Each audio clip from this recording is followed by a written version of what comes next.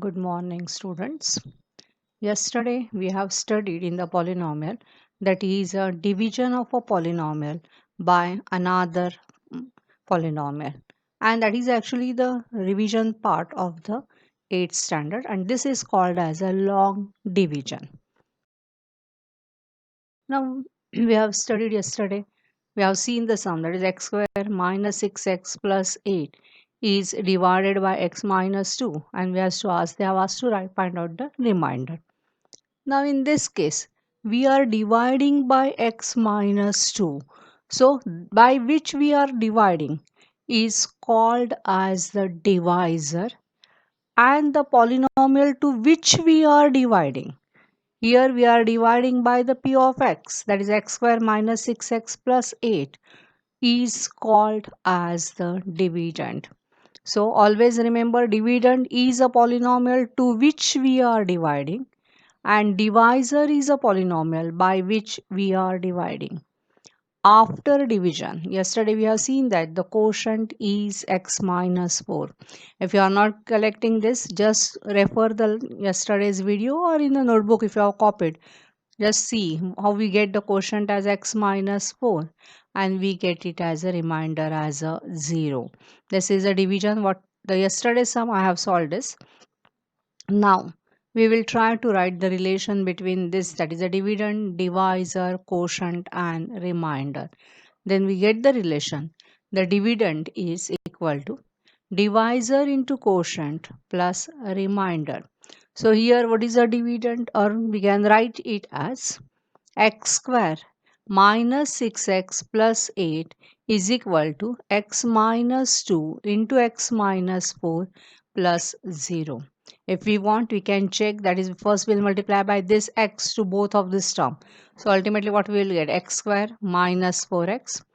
Then we will multiply by minus 2. So it will be minus 2 plus 8. So minus 4x minus 2x will give you the minus 6x. So always we can write the dividend is equal to divisor into quotient plus remainder. Now we are going to start with the remainder theorem. Now what is a remainder theorem states? Let p of x be any polynomial of a degree greater than or equals to 1. It means it should not be the constant polynomial. It can have a degree greater than or equal to 1, and a be any real number. If p of x is divided by the linear polynomial, that is a more important one, it should be the linear polynomial x minus a, then the remainder is p of a. Yesterday in both the sums we have actually gone for long division, and after that I have shown you we can get the remainder just calculating the p of a, and that is what we have just stated is a remainder theorem. So what is a remainder theorem states? The p of x be any polynomial of degree greater than or equals to 1 and a be any real number, and when we divide p of x by the linear polynomial x minus a, then the remainder is the value of p of a. Now the same sum what we have taken yesterday, that is x square minus 6x plus 8 is divided by x minus 2.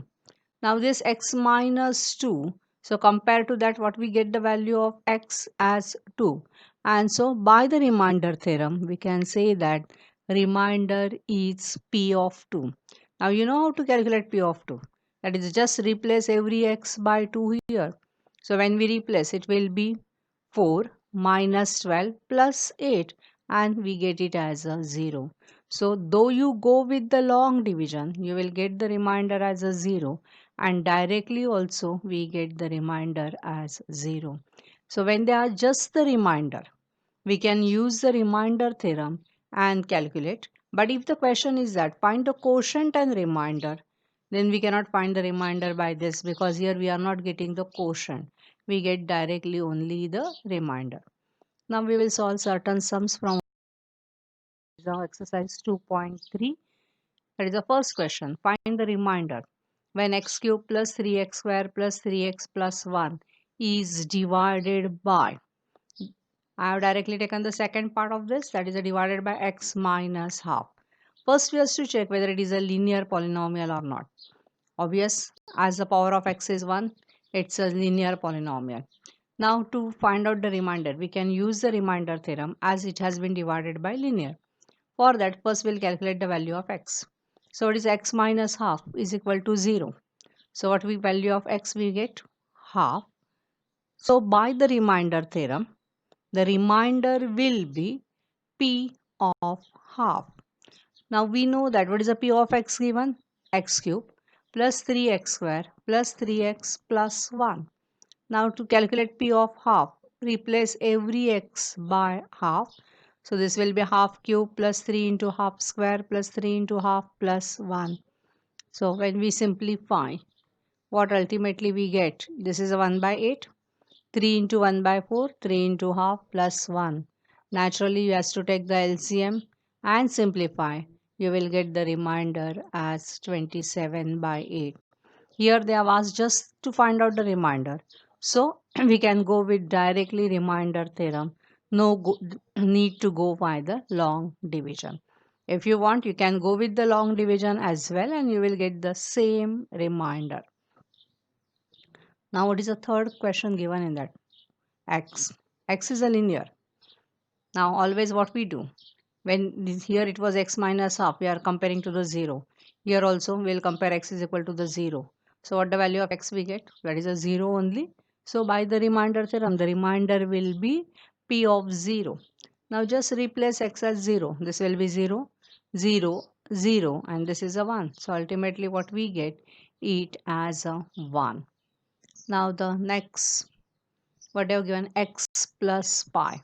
So when we compare x plus pi as equal to 0, naturally we get x is equal to minus pi.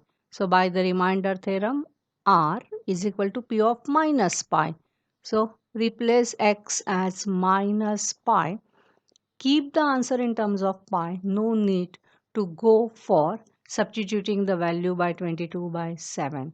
You can do that, but better keep like this only. The remainder is minus pi cube plus 3 pi square minus 3 pi plus 1.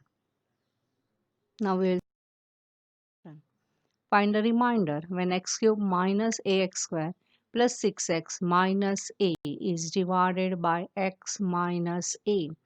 So as x minus a is a linear polynomial, first we'll call this as a p of x and then by the remainder theorem, what we get? The remainder will be p of a. So just replace every x by a and what we will get it as a cube minus a into a square plus 6a minus a. Now here it is a cube. A into a square is also a cube.